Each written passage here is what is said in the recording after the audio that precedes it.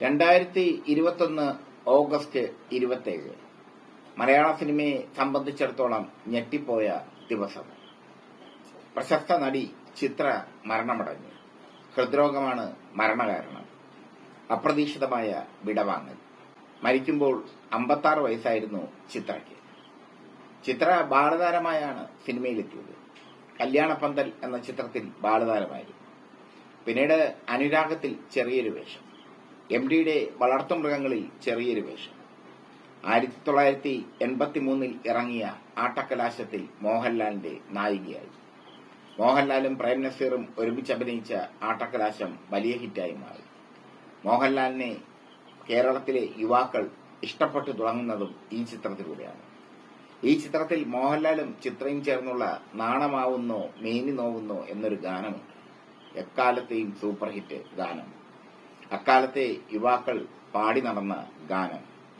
അക്കാലത്ത് ആകാശവാണിയിലെ ഇഷ്ടഗാനങ്ങളിൽ ഏറ്റവും കൂടുതൽ പ്രേക്ഷകർ ആവശ്യപ്പെട്ട ഗാനം.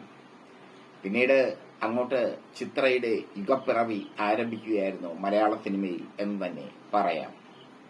പഞ്ചാഗ്നിയിലെ ശാരദ അവരുടെ ശ്രദ്ധേയമായ വേഷമാണ്. അദ്വൈതത്തിലെ കാർത്തി ശ്രദ്ധിക്കപ്പെട്ട വേഷമാണ്. മോഹൻലാലായിരുന്നു നായകൻ. മുക്തിയിലെ ജയശ്രീ വളരെ വ്യത്യസ്തമായ വേഷമാണ്. ആ ചിത്രത്തിൽ മമ്മൂട്ടിയായിരുന്നു ചിത്രയുടെ നായകൻ. ഒരു വടക്കൻ വീരഗാഥയിലെ കുഞ്ഞുണ്ണീലി, കൂടിക്കാഴ്ചയിലെ മോളിക്കുട്ടി, അമരത്തിലെ ചന്ദ്രിക, പൊന്നിച്ചാമിയിലെ കനകം, പാഥേയത്തിലെ പത്മിനി, കമ്മീഷണറിലെ ശ്രീലതാ വർമ്മ ഒക്കെ മലയാള പ്രേക്ഷകർക്ക് മറക്കാനാവാത്ത വേഷങ്ങൾ. അമരത്തിലെ ചന്ദ്രിക എന്ന വേഷത്തെ എടുത്തു പറയണം.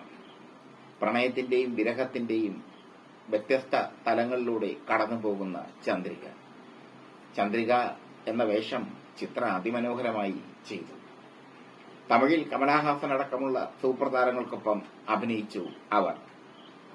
രാജപാർവയിൽ കമലഹാസനോടൊപ്പം, ചിന്നപ്പൂവെ മെല്ലപ്പേശ് എന്ന ചിത്രത്തിൽ പ്രഭുവിനോടൊപ്പം, എതിർകാറ്റിൽ കാർത്തികിനോടൊപ്പം, പാരമ്പര്യത്തിൽ സാക്ഷാൽ ശിവാജി ഗണേശനോടൊപ്പം.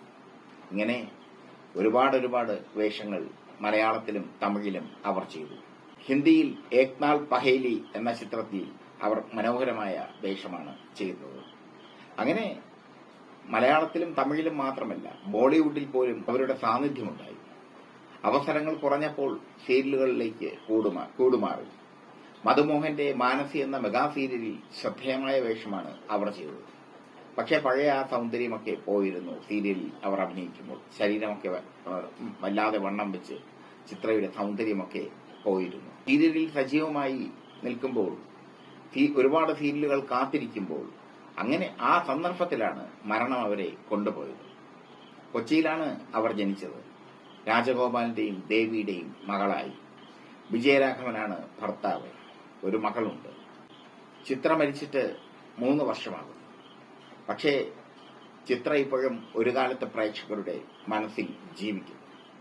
നാണമാവുന്നു മേനി നോവുന്നു എന്ന ഗാനം കേൾക്കുന്ന ഒരു തലമുറയ്ക്ക് പെട്ടെന്ന് ഓർമ്മ വരിക ചിത്രയാണ്. അല്പം സെക്സിയായൊക്കെയാണ് ചിത്ര അഭിനയിച്ചത്. സെക്സിയായി അഭിനയിക്കാനും മടിയില്ലാത്ത ഒരു നടിയായിരുന്നു അവർ. ദേവാസുരത്തിലെ അവരുടെ വേഷവും ശ്രദ്ധേയമാണ്. അതിലൊരു അഭിസാരികയുടെ വേഷമാണ് അവർ ചെയ്തത്. 6-ാം തമ്പുരാനിലെ വേഷവും ശ്രദ്ധേയമാണ്. കഥ ഇതുവരെയിലെ വേഷവും ശ്രദ്ധേയമാണ്. അങ്ങനെ ഒരുപാട് വേഷപ്പകർച്ചകൾ. നന്നായി അഭിനയിക്കാൻ കഴിവുള്ള നടിയായിരുന്നു അവർ. നല്ല സൗന്ദര്യവും അവർക്കുണ്ടായിരുന്നു.